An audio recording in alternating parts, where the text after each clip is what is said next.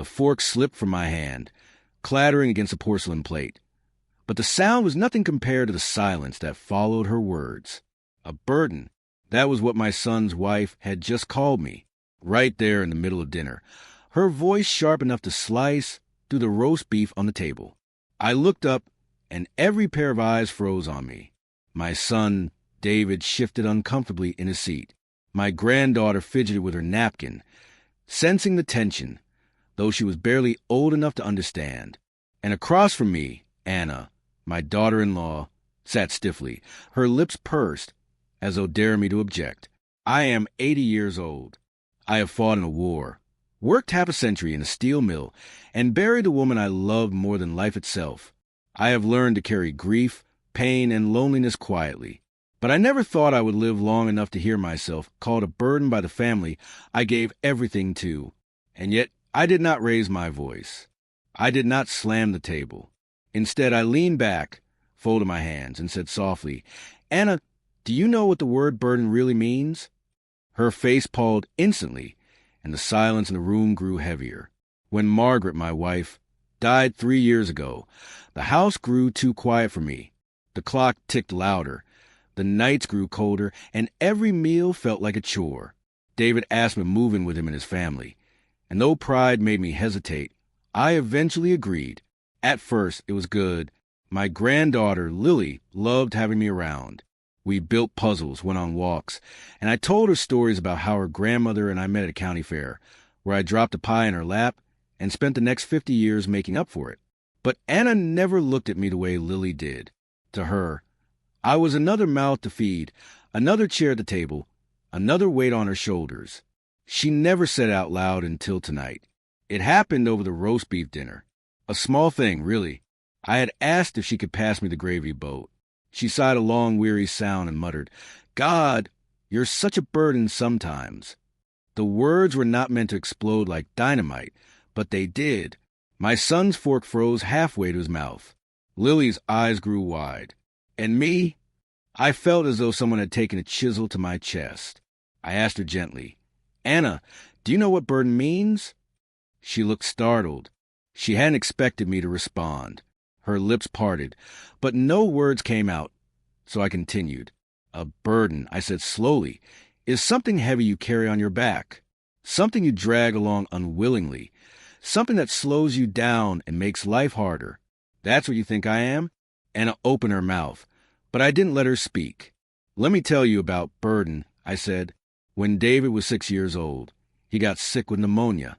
The doctors told us to prepare for the worst.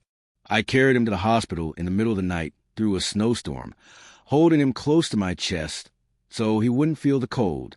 I sat by his bed for 3 nights straight, praying he would breathe easier. Was that a burden?" David's face flushed, his eyes cast down. When Margaret's mother broke her hip, she came to live with us. For years, I carried her up and down the stairs, bathed her, fed her, helped her in ways that stripped her of dignity. But I did it gladly, because love is never a burden. Do you hear me? Never. Anna swallowed hard, her face draining of color. And when Margaret got cancer, my voice cracked then, but I steadied it. I watched the strongest woman I knew fade away, piece by piece. Every day I cooked for her, read to her, cleaned her, and held her hand until the very last moment.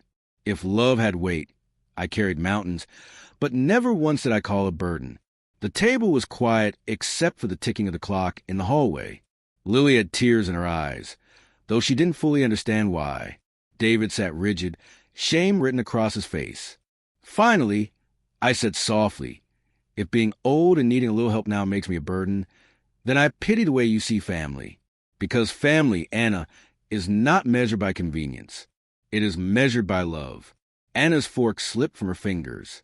She looked down at her plate, her cheeks burning red. She tried to speak, but nothing came out. My words had cut deeper than any rebuke could. Dinner ended in silence. I excused myself, went to my room, and sat by the window. I didn't cry. 80 years makes tears scarce. But my chest acted with a heaviness I couldn't shake. A knock came at the door. It was David. "Dad," he said quietly, "I'm sorry. I should have stopped her." I looked at my son, the boy I once carried through a snowstorm, and felt both pride and sadness. It's not about stopping her son. It's about teaching her. She has to learn that one day she'll be old, too, and if she sees me as a burden, she'll fear the same fate for herself. He nodded, ashamed. Later that night, when I turned off the lamp, another knock came. This time it was Anna. She stood in the doorway, pale and trembling. "I'm sorry," she whispered. "I didn't mean it. I was tired, and I shouldn't have said that." I studied her for a long moment. Then I said, "Tiredness doesn't invent words, Anna. It only loosens the ones already inside you. But if you mean your apology, then prove it, not with words, but with kindness." She nodded, tears brimming, and slipped away into the hall. The next morning, Lily ran into my room with a drawing she had made. It was of me, her, and her parents standing together. At the top, she had written in clumsy letters, "Family is love, not a burden." I chuckled softly, my old heart warming. Maybe Anna had told her. Maybe she had listened. Maybe the lesson had taken root. As I folded the drawing and placed it in my pocket, I whispered to myself, "Margaret, you be proud. Even in your absence, you're still teaching us all." And with that, I went down to breakfast, not as a burden, but as a grandfather, a father, and a man who had carried much, but never without love.